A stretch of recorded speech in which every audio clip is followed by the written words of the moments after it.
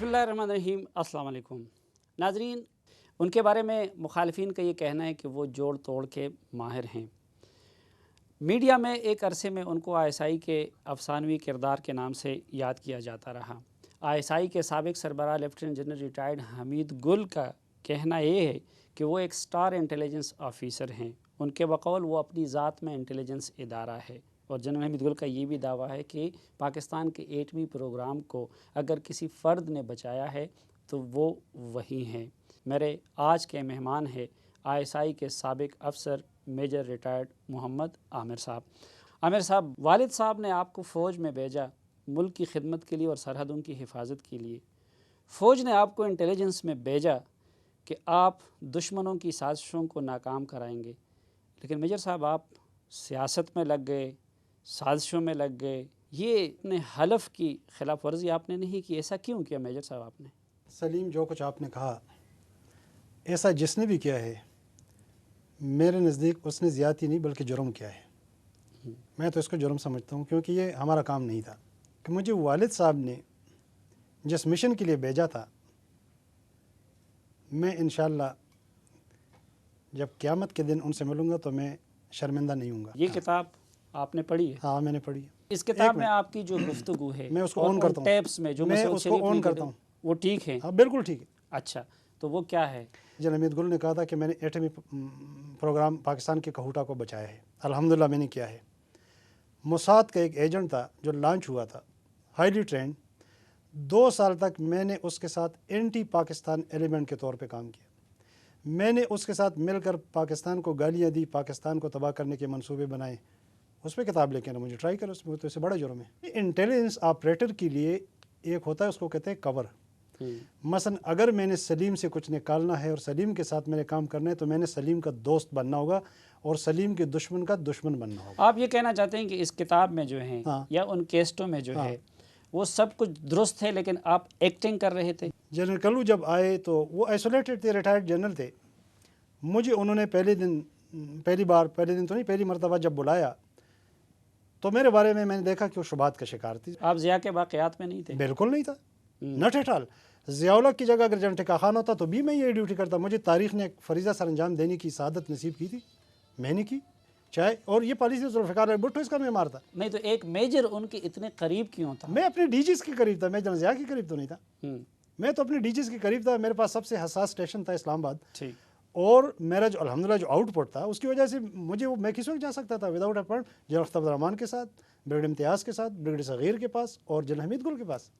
Brigadier सग़ीर जिंदा अच्छा, है। अशरफ सुलेमान कल्लू साहब की आप बात कर रहे थे। उन्होंने मुझे बुलाया और मुझे जो बातें वो करते रहे तो मुझे पता चला कि वहाँ पे चूँकि लॉबीज़ थी, जेलेसीज बड़ी थी।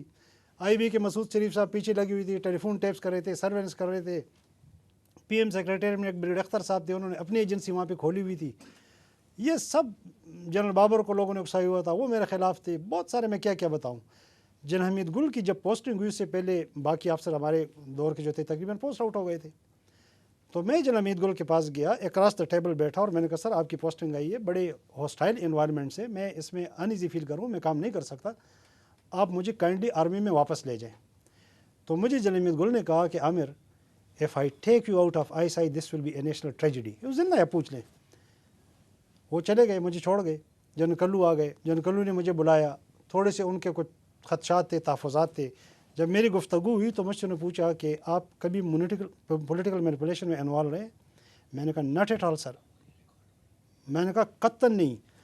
उन्होंने कहा how often you used to meet your x DG? मैंने कहा it depended entirely upon my will, when ever I would like I would meet him. मैंने कहा ये बिल्कुल मेरी सवाबदीद पे था, मेरे लिए कोई पाबंदी नहीं थी, मैं उनके घर भी जा सकता था मिलने। कहता है क्यों? मैंने कहा मेरे ऑपरेशन इस नेचर के थे, यहाँ पे बेसिस में इंटेलिजेंस हब्स बनी हुई थी। पाकिस्तान बड़े मुश्किल हालात से दो चार था, रशियन इन्वेजन के बाद टेररिस्ट ऑर्गेनाइजेशन थी जुल्फ़िकार। हमने जब कहा तो हमें तो बुरा भला कहा। उस दिन आपके इंटरव्यू में मसूद शरीफ ने कहा कि वो टेररिस्ट ऑर्गेनाइजेशन थी, मान गया। और भी बहुत सारी बातें इंशाअल्लाह वक्त के साथ साथ मान जाएंगे। ये भी मान जाएंगे कि मैं जनाब मैंने पॉलिटिक्स नहीं की थी, मैं जनाब मैंने इस मुल्क की खिदमत की थी। इंशाअल्लाह सब मान जाएंगे, तारीख़ अनफोल्ड कर देगी। खैर, मुझे उन्होंने कहा कि जब मैंने सारा बता दिया तो मैंने देखा कि वो सॉफ्ट हो गए थे मेरे बारे में। तो मुझे कहा कि ठीक है, आप मुझे भी मिला करें, जब आप चाहें you can come and discuss your operation with me. कुछ अर्से बाद उन्होंने मुझे बुलाया, मुझे कहा कि आमिर मैं under ट्रेमेंडस pressure from the prime minister. اور یہ پولیٹیکل ایکٹیویٹیز گورنمنٹ کے خلاف بہت ہو رہی ہے، ہاب نابنگ ہو رہی ہے اور انٹریگز ہو رہے ہیں، اور مجھے I feel embarrassed. Can you help me? میں نے کہا سر بالکل، لیکن سر میں نے کہا میں پولیٹیکل مینیپولیشن نہیں کروں گا. آئی ول گیدر پولیٹیکل انفارمیشن انشاءاللہ ہائیسٹ کوالٹی کا، اور میں دوں گا آپ کو. تو میں نے ان کو انفارمیشن دینی شروع کی. تو مجھے کہا کہ آپ مجھے ان سائنڈ بریف دیا کریں. پرابیبلی وہ میری عزت کا خیال رکھنا چاہتے تھے کہ لوگوں کو پتہ نہ چلے، یا جو میں سمجھتا ہوں کہ انہوں نے ایک نیت سے کیا ہے. میں نے ان کو پولیٹیکل بریف دینے شروع کر دی. وہ بریفز ہیں ریکارڈ پہ؟ ہاں، میں جی ایچ کیو کو میں ان کی کاپی دے چکا تھا، انکوائری کمیٹی کو سب کی. اب میں نے صرف اردو میں تھوڑا سا کیا ہے، یہ وہ اسٹیٹمنٹ ہے جو میں نے سول کورٹ میں دی ہے. کچھ بریف جو میں نے ڈی جی ایس آئی کو پیش کی مندرجہ ذیل ہے. پہلی رپورٹ اندرونی صورتحال کا جائزہ اور سفارتی سازشیں. یہ تقریباً 21 صفحات پر مشتمل ایک پیپر تھا جو میں نے جولائی 89 میں پیش کیا. اس میں پی پی یو کی دن بدن ڈگمگاتی پوزیشن کی وجوہات، آئی جی آئی کے مہمات، صوبوں کے سیاسی صورتحال اور پی پی یو کے خلاف برسر پیکار اندرونی عوامل کے بارے میں معلومات تھی. رپورٹ کا دوسرا الیکشن سے پہلے اور الیکشن کے بعد سفارتکاروں کی بیرونی سازشوں پر مشتمل تھا، سازشیں پی پی پی گورنمنٹ کے خلاف. یہ میری پہلی رپورٹ ہے. دوسری رپورٹ عدم اعتماد کے بارے میں بریف. یہ غالباً جولائی کی پہلے ہفتے کی بات ہے کہ میں نے سی او پی کی طرف سے پی پی کی مرکزی حکومت کے خلاف متوقع عدم اعتماد کے بارے میں یہ بریف پیش کیا. اس میں نے پنجاب اور سندھ سے پی پی تعلق رکھنے ان اراکین اسمبلی کی نشاندہی کی تھی جو کسی نہ کسی وجہ سے اپنی قیادت سے ناراض تھے اور اپنی وفاداری تبدیل کر سکتے تھے. اس بریف کے جواب میں مجھے ڈی جی ایس آئی نے مزید تفصیلات 3-4 دن کے اندر اکٹھی کرنے کو کہا، اور وہ میں نے اکٹھی کرنے کے بعد ان کے حوالے کی. تیسری بریف ایک منٹ، غیر ملکی مداخلت. یہ جولائی کے آخر کی بات ہے. یہ رپورٹ جو میں نے پیش کی چند طاقتور ملکوں کے سفیروں کے کارروائیوں اور حکومت کے خلاف سیاسی سرگرمیوں میں ان کے ملوث ہونے کے بارے میں تھی. اچھا، آپ یہ کہنا چاہتے ہیں کہ آپ نے یہ سب کچھ شمس الرحمان کلو کے کہنے پہ کیا؟ بالکل. اب پھر ایک سوال آتا ہے میجر صاحب، ابھی آپ نے گفتگو میں تعریف کی شمس الرحمان کلو کی کہ وہ ایک اچھے آدمی تھے، تو جب آپ کے خلاف پھر اسی مڈ نائٹ جیکال کی بنیاد پہ کارروائی ہو رہی تھی، وہ آپ کی مدد کے لیے کیوں نہیں آیا؟ انور عزیز چودھری کا نام آپ نے سنا ہوگا. جی. یہ عدم اعتماد میں محترمہ کے ساتھ ڈٹ کر کھڑے تھے. میاں نواز شریف کے بڑے خلاف تھے اور بڑی قربانی تھی. انہی دنوں انور عزیز چودھری نے ایک بیان جاری کیا اخبارات میں. جنرل کلو نے بے نظیر کی قریبی لوگوں سے کہا میجر عامر کے خلاف کارروائی نہ کریں. پرائم منسٹر سیکریٹریٹ پر چھائی ہوئی لوگوں نے وزیر اعظم کی خوشنودی کے لیے یہ منصوبہ بنایا تھا. جنرل کلو ہمیشہ میجر عامر کی پیشہ ورانہ صلاحیت اور دیانت کی تعریف کیا کرتے تھے. یہ بات کرنل چیمہ کے علم میں بھی ہے. کرنل چیمہ ڈیفنس منسٹر تھے. جنرل کلو بیرون ملک سے واپس آ کر اس راز سے پردہ اٹھائیں کہ انہوں نے استعفیٰ کیوں پیش کیا. وہ تو استعفیٰ تک چلے گئے تھے. اچھا چلو، وہ تو استعفیٰ تک چلے گئے تھے. جو جنرل بیگ اس وقت آرمی چیف تھے، انہوں نے پھر آپ کے ساتھ ایسا کیا؟ یہی تو میں کہہ رہا ہوں نا، یہی تو میں کہہ رہا ہوں کہ کہیں سے تو مجھے انصاف دے، آپ دلا دیں. میں تو کہہ رہا ہوں کہ میرے ساتھ زیادتی ہوئی. دیکھیں جو فضا بنائی گئی تھی، میں نے کہا تھا نا کہ ہر آدمی اس وقت اپنے ایک مذہب ایجاد کر رہا تھا، اور اس مذہب چلانے کے اس کو ایک شیطان کی ضرورت تھی. مسعود شریف، برگیڈیئر اختر، جنرل بابر، ان لوگوں نے جو مذہب ایجاد کیا تھا اس کا شیطان میں تھا. آپ حیران ہوں گے، یہ جی ایچ کیو کی انکوائری رپورٹ ہے. نہیں، یہ اتنی پوری فوج میں انہوں نے آپ کو کیوں سلیکٹ کیا؟ ان سے پوچھیں. اس کا مطلب یہ کہ آپ سیاست میں انوالو تھے نا؟ نہیں تھا بھائی، میں آتا ہوں ایک منٹ. ہمارا افسر کمانڈنگ تھا کرنل قریشی پنڈی ڈیٹ کا. ان کو پولیٹیکل پارٹیز کے نام بھی نہیں آتے. ہائیلی پروفیشنل آدمی، highly professional.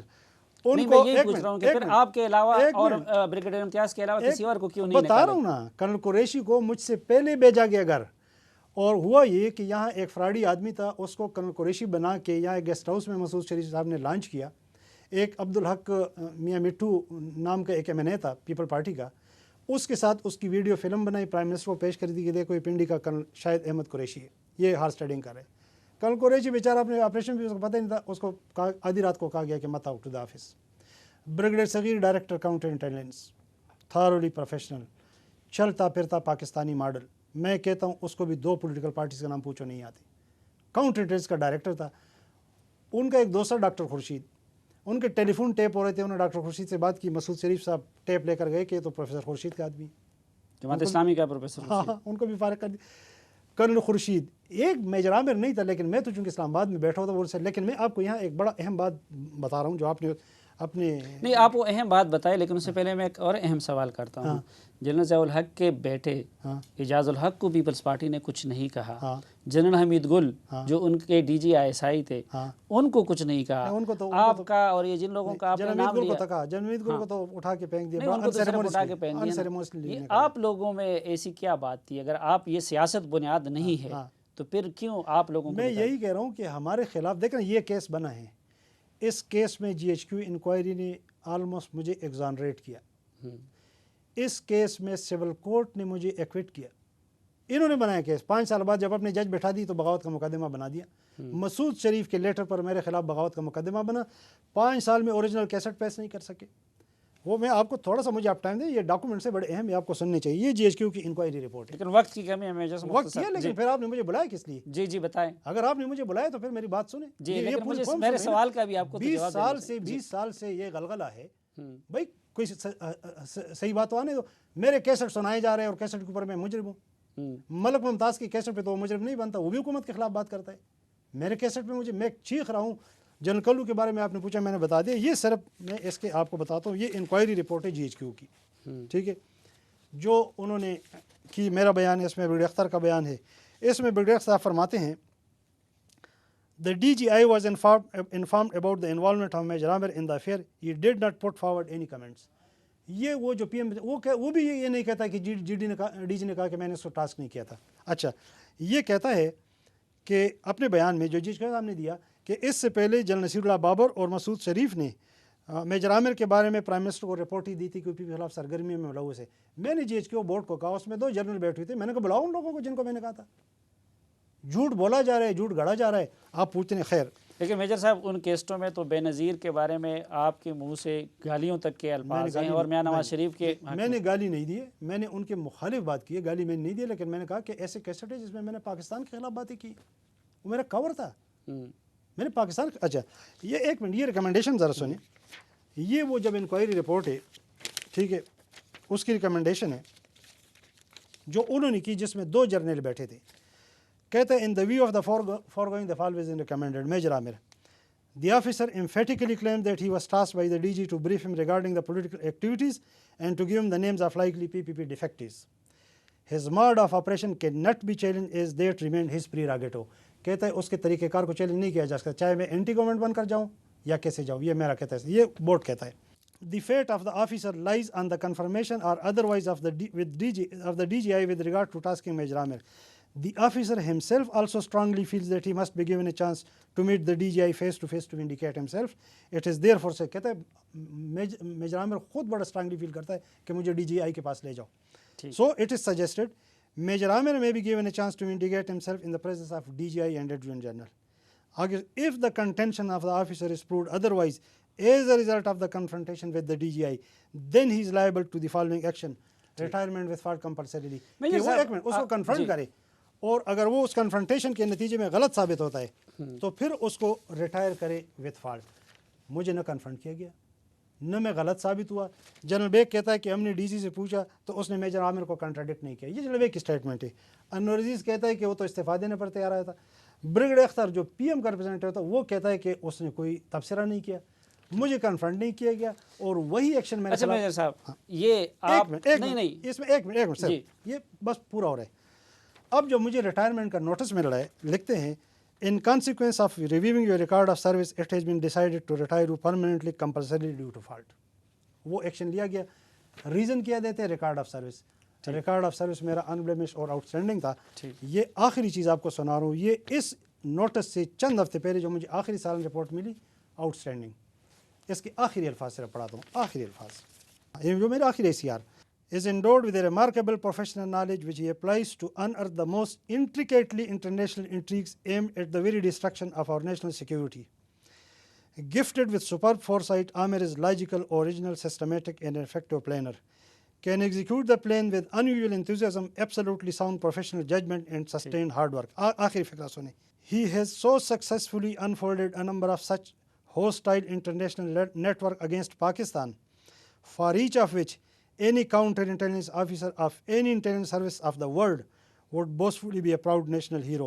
For such outstanding feat major صاحب آپ آؤٹ اسٹینڈنگ اور اسٹار انٹیلیجنس آفیسر تھے. میں تو ریکارڈ کی زبان میں بول رہا ہوں. ٹھیک ریکارڈ نہیں کر رہا ہوں, ریکارڈ میں آپ تو کا ریکارڈ یہی دکھا رہا تھا. ہوں آپ کے سامنے. آپ اسٹار انٹیلیجنس ایجنسی ISI سے وابستہ تھے. ہاں ٹھیک ہے. دوسری طرف مسعود شریف خٹک ہاں وہ ایک جو سویلین ایجنسی ہے IB اس سے وابستہ تھے.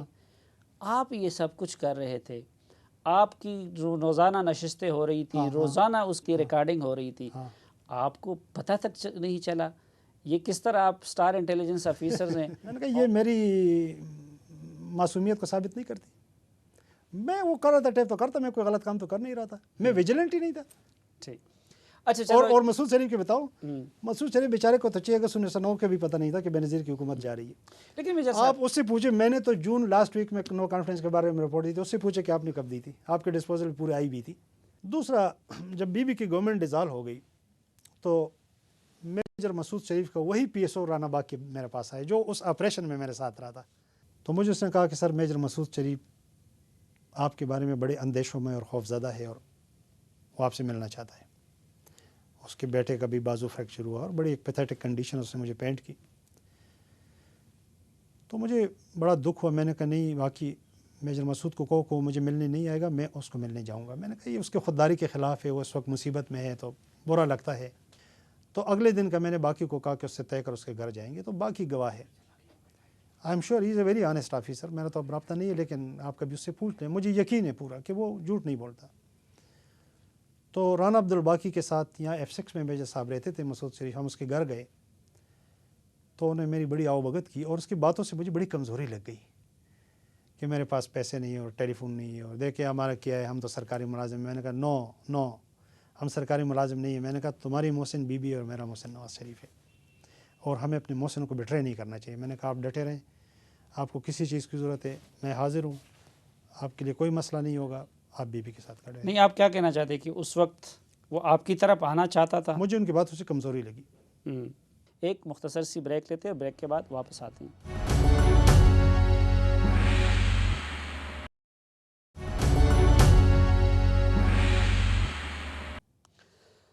Welcome back. عامر صاحب, جن انٹیلیجنس آفیسرز نے آپ کو خراج تحسین پیش کیا ہے, جو آپ سے بہت امپریس ہیں, جنرل حمید گل صاحب, اور یہ جس کے ساتھ آپ کا نام لیا جا رہا ہے ہر معاملے میں, بریگیڈیئر امتیاز صاحب مڈ نائٹ جیکال کے حوالے سے, ایک دونوں کا ٹریک ریکارڈ, حمید گل صاحب تو خود کہہ رہے ہیں کہ ہم نے IGI بنائی, اس وقت آپ ISI میں تھے, اور آپ کہہ رہے ہیں نہیں میں نے سیاست نہیں کی. میں نے نہیں کی. آپ نے بڑے امتیاز کا انٹرویو نہیں پڑھا جو انہوں نے نیوز کو 2-3 ہفتے پہلے دیا, اس میں انہوں نے کہا کہ جب ہم IGI بنا رہے تھے تو ہمارے اسلام آباد اسٹیشن چیف کو بھی پتہ نہیں تھا.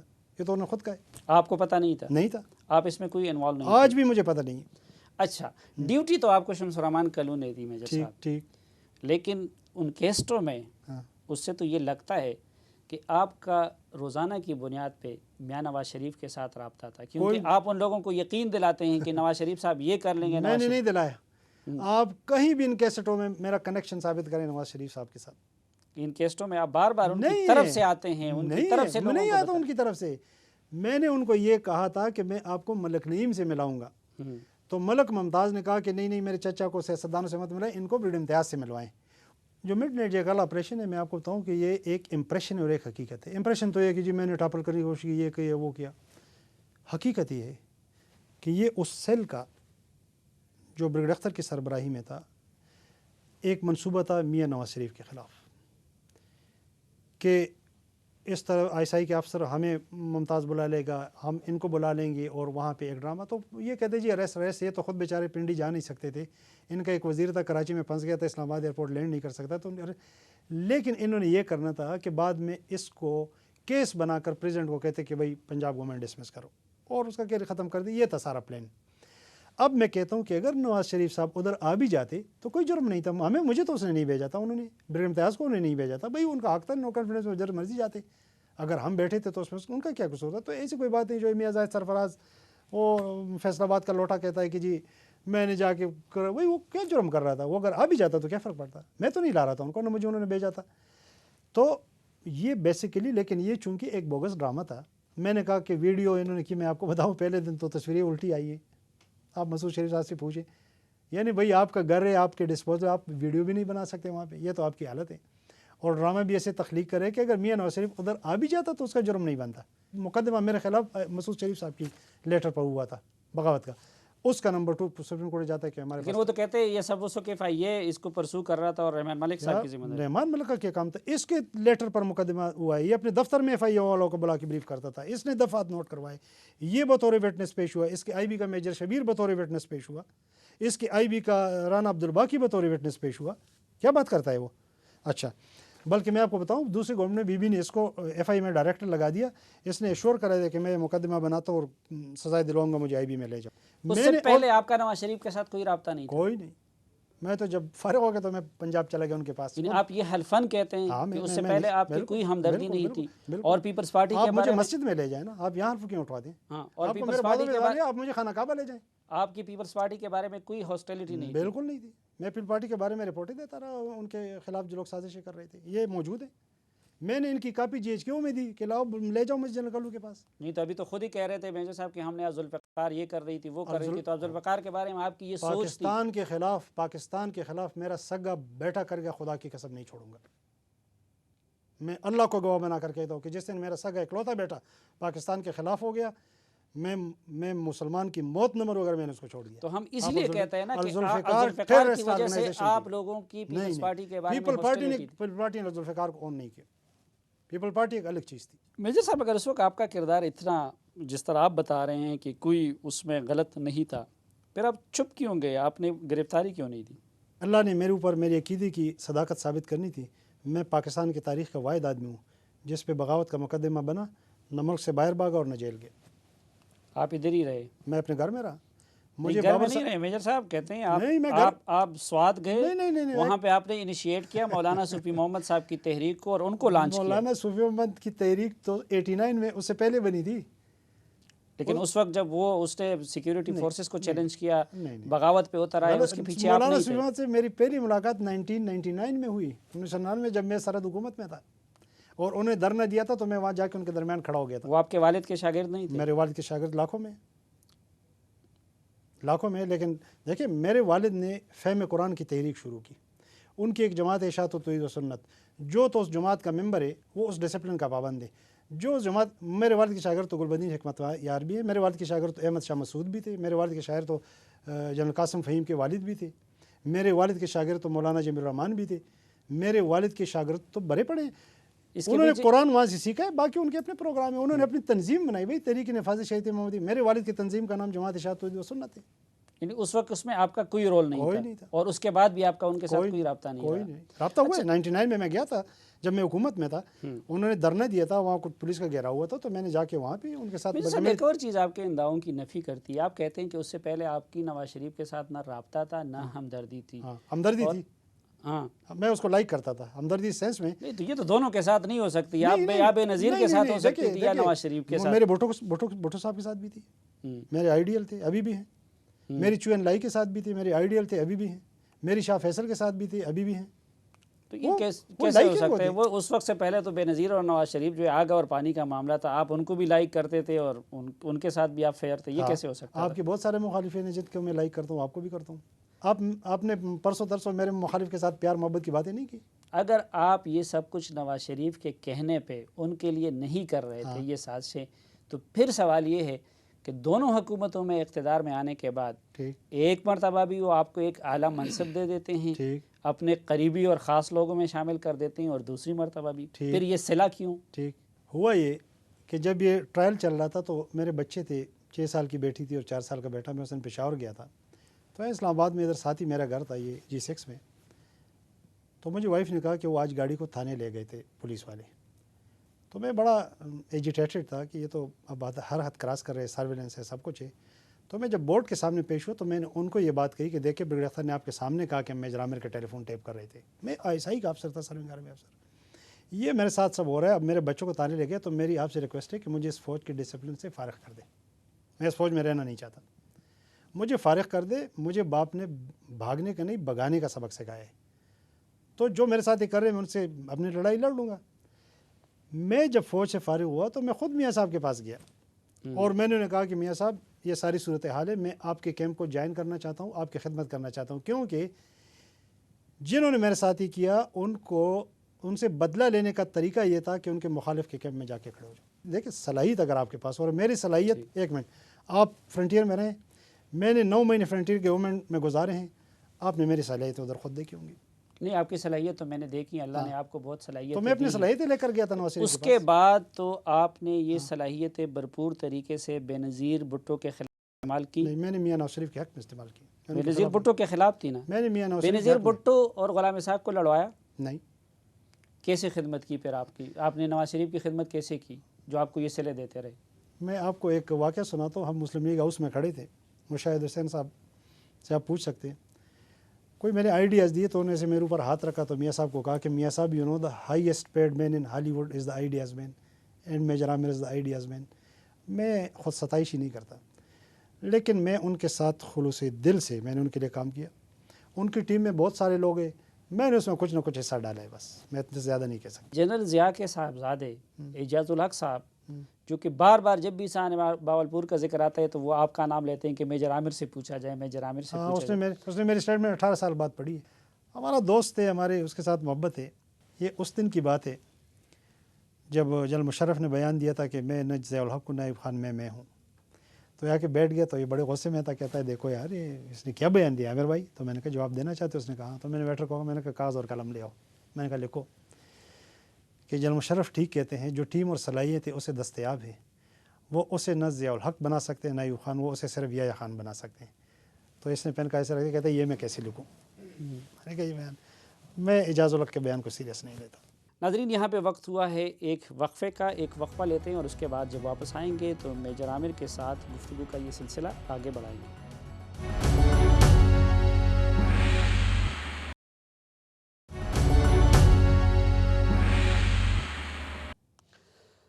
Welcome back. عامر صاحب، فوج کی حکومت آئی اور پورے فوج نے ملک کو ٹیک اوور کر لیا 12 اکتوبر 99 کو.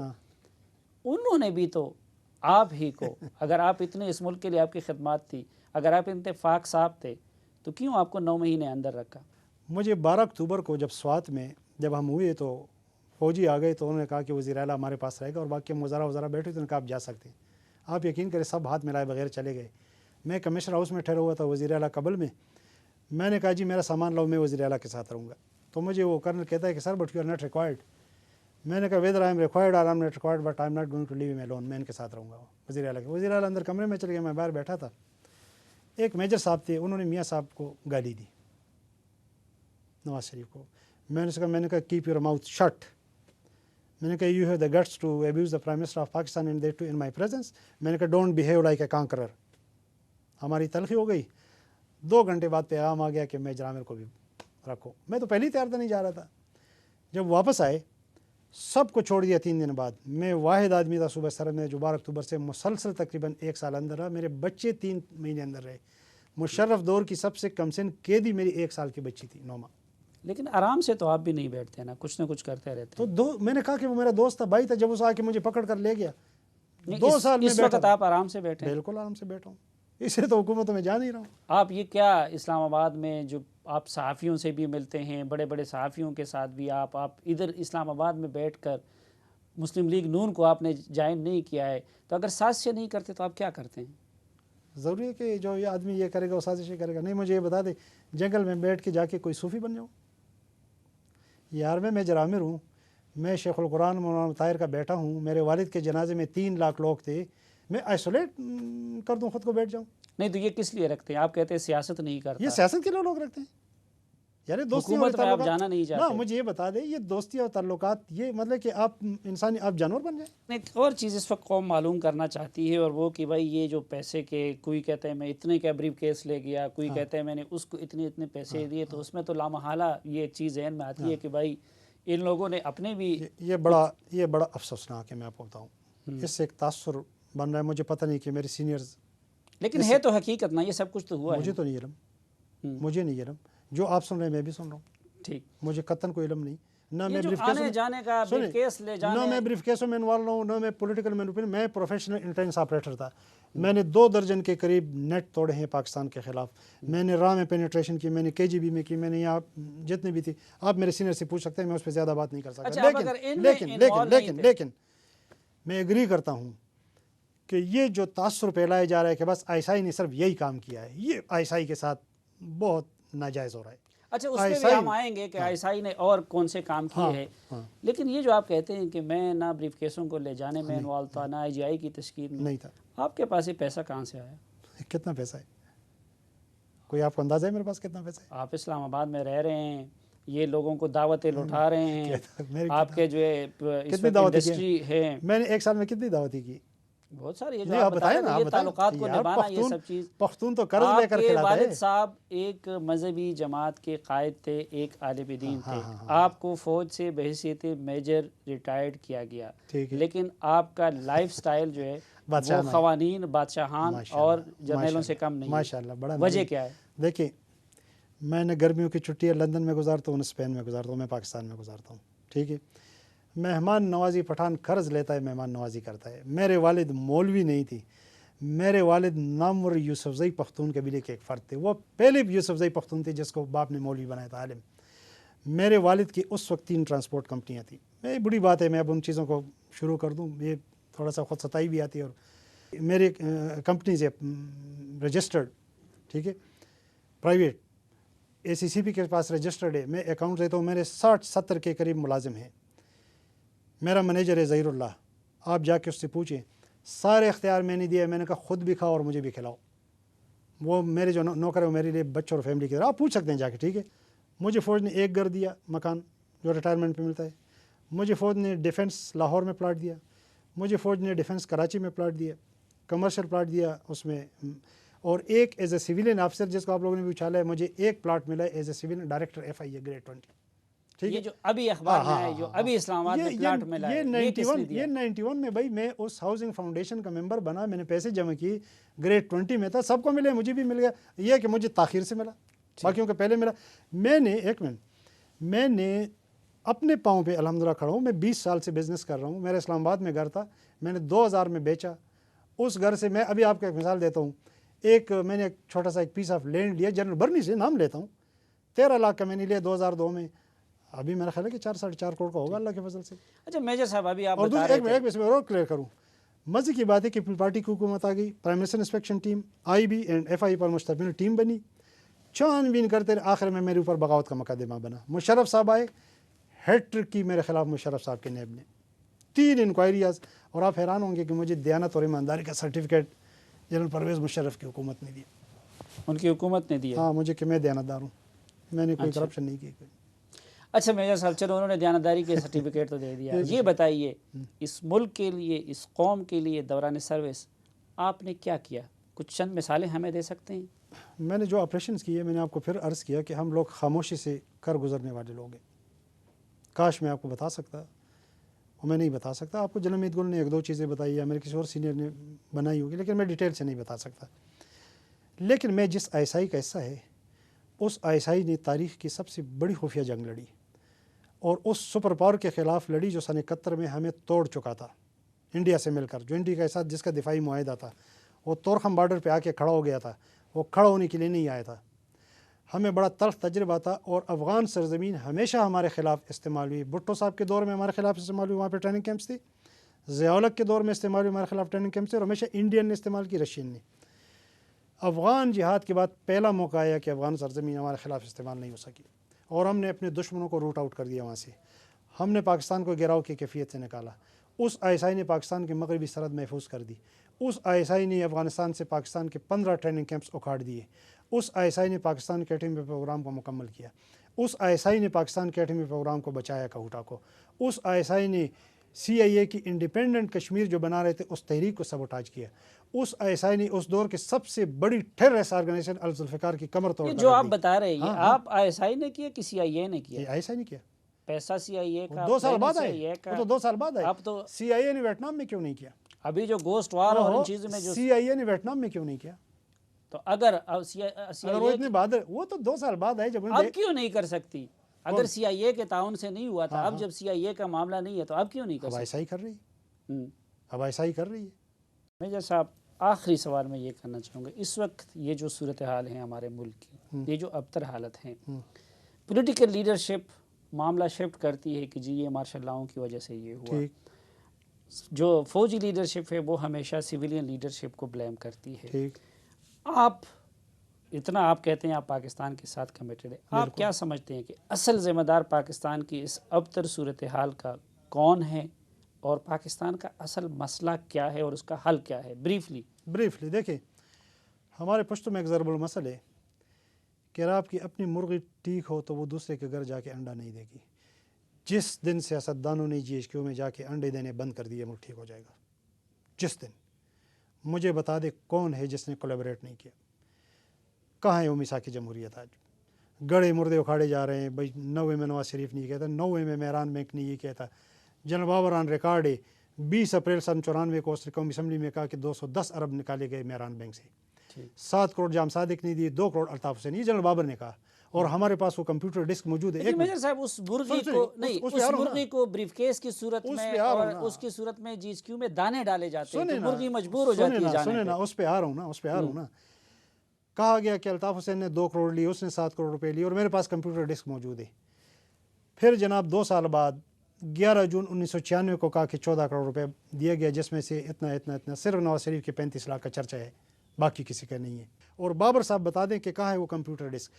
اب وہ لے کے دیکھیں، یہ جو چال بازیوں کی سیاست ہے اور یہ جو ایک دوسرے کو یہ جو بلیم گیم ہے، اس کا کوئی نتیجہ نہیں نکلے گا۔ میں کہتا ہوں ایک مسئلے کا حل یہ کہ میثاق جمہوریت کی طرف لوٹ جاؤ۔ اس سے پہلے دیکھیں قائد اعظم رحمۃ اللہ علیہ کسی وقت کانگریس میں تھے، آپ ہمیں پاکستانیوں کو یہ تانے دیں گے؟ نہیں، اس نے بھرت کا اعلان کر دیا، انڈو کر دیا۔ چاہے نواز شریف ہو، چاہے پیپلز پارٹی ہو، وہ ہم ایوب خان کو لیتے ہیں، جی بھٹو صاحب ایوب خان کے ساتھ تھے، نواز شریف بھائی بھرت کا اعلان کر چکے ہیں، تلافی کر چکے ہیں، پرائز پے کر چکے ہیں، اور میثاق جمہوریت میں قوم سے معافی مانگ چکے ہیں۔ میثاق جمہوریت کے بعد اگر کسی نے بیٹھ رہے کہ اس کی بات کرو، ٹھیک ہے، گند مت پھیلاؤ۔ کون پھیلا رہا ہے؟ کون ہے پیچھے؟ ہم خود آپ دیکھیں نا، کوئی ایوان صدر کو بلیم کر رہا ہے، کوئی کس کو کر رہا ہے؟ پولیٹیشین کو ہی کر رہے ہیں نا۔ آغاز تو کسی سیاستدان نے نہیں کیا میجر صاحب، آپ کے ایکس باس بریگیڈیئر امتیاز نے آغاز کیا۔ ایک منٹ دیکھیں پیچھے کس کی باتیں ہو رہی ہیں۔ میں کہتا ہوں ان کو بھی یار آپ میڈیا بھی کچھ خدا کا خوف کریں۔ دیکھیں یہ پرانی باتیں، یہ اس میرٹ ڈیزرو کرتے ہیں جو آپ دے رہے ہیں؟ مجھے فرینکلی بتا دیں۔ نکالی تو انہوں نے نا۔ وہ میں کچھ بھی کہوں تو آپ ایک آرمی افیسر بریگیڈیئر امتیاز نے نکالا، ایک سیاستدان الطاف حسین نے اچھالا۔ دیکھو قوم کو اس چسکہ بازی سے نکالنا ہوگا۔ اچھا میرے قوم کو چسکہ بازی سے آپ نکال لے، حل کیا ہے؟ میں حل بتاتا ہوں، میں نے پہلے بتا دیا کہ مورلی اتنا پریشر ماؤنٹ کرو کہ ہر سیاستدان GHQ میں جا کے انڈا دینا بند کر دے۔ دیکھیں یہ فوجی کی عادت ہے، میں کہتا ہوں آئیڈیل آتے ہیں، آپ کو بریفنگ دیتے ہیں، پروفیشنل تو خود کو محدود کرتے ہو، آپ کو کہتے ہیں کہ فیصلہ کرو، آپ کو کہتے ہیں فیصلہ کرو۔ مجھے آپ یہ بتائیں، پریشر ڈالو، وہاں پہ کبھی وہاں بریگیڈیئر امتیاز بیٹھا ہوتا ہے، کبھی کوئی دوسرا اسد دورانی بیٹھا ہوتا ہے، وہ سیاستدان کی جو مرغی ہے اس کو مسلسل دانے ڈالتا ہے، یہ دانے ڈالنا بند کر دیں۔ میں کہتا ہوں کہ جو میثاق جمہوریت کے بعد ایک نئے سفر کا آغاز ہوا ہے، میں کہتا ہوں کاف لیگ کو بھی اس میں لاؤ، سب کو لاؤ، آن بورڈ کرو، ایک فضا بناؤ کہ بھائی آپس میں سیٹل کرو۔ اور دوسری بات، میں میاں صاحب کے اس موقف سے متفق نہیں ہوں کہ ہم جمہوریت کو ڈیریل نہیں کریں گے۔ اگر آپ نگران اپوزیشن کا رول ادا نہیں کریں گے تو جمہوریت نہیں رہے گی۔ دیکھیں سوات میں ہم نے 1900 بچے قربان اس لیے نہیں کہ فوج نے، کہ یہ تاثر ہو کہ جی ہم تو ان کو گو تھرو دے رہے ہیں کہ کرپشن کرتے رہے حکومت۔ یہ نوٹس ہو رہا ہے، میں آپ کو بتا رہا ہوں، کرپشن اور علل تلل یہ ختم کرنے پڑیں گے۔ ایک بے لاگ احتساب کا سسٹم بنانا پڑے گا، جو وزیر سے بھی بات پوچھ گچھ کر سکے، جو وزیر اعظم سے بھی کر سکے، جو سب سے کر سکے، یہ جیسی بھی ہوگا، یہ سب جنرل سے بھی کر سکے، وہ اس کے لیے بناؤ۔ میں کہتا ہوں بناؤ، آغاز مجھ سے کرو آغاز، لیکن خدا کے لیے بناؤ۔ دیکھو یہ کیا ہے، جہاز اڑ رہے، کاریں پھر رہی، میں خود 2 بار گورنمنٹ میں رہا، میرے پاس ایک بار 86 ماڈل گاڑی، ایک بار 95، کوئی قیامت نہیں۔ کہتے وزیروں کے لیے بلٹ پروف گاڑیاں لے رہے ہیں، یار ان وزیروں کے پیچھے ہم نے جرگے بھیجے ہیں کہ ہمارے وزیر بن جاؤ؟ جس کو اپنی جان کی فکر ہے نہ بنے وزیر، میرے پیسوں سے اس کو۔ صاحب آپ کیا نہیں سمجھتے کہ وہی 88 کی تاریخ دوبارہ دہرائی جا رہی ہے، اور اس وقت فوج اور پولیٹیکل لیڈرشپ یا جو حکومت ہے ان کے درمیان ڈیفرنسز دوبارہ، یہ جو کچھ ہو رہا ہے اس کا مقصد ان کو لڑانا ہے، کریٹ کیا جا رہا ہے، امپریشن کریٹ کیا۔ دیکھیں میں نے خود سنا ہے پریزیڈنٹ کے خلاف باتیں پھیلائی جا رہی ہیں کہ جی فوج اس کے پیچھے، فوج نہیں ہے، فوج کو کچھ اور کہا جا رہا ہے۔ بہت شکریہ میجر ریٹائرڈ محمد عامر صاحب۔ ناظرین آج کے جرگے سے اجازت چاہتے ہیں، اجازت دیجیے، اللہ حافظ۔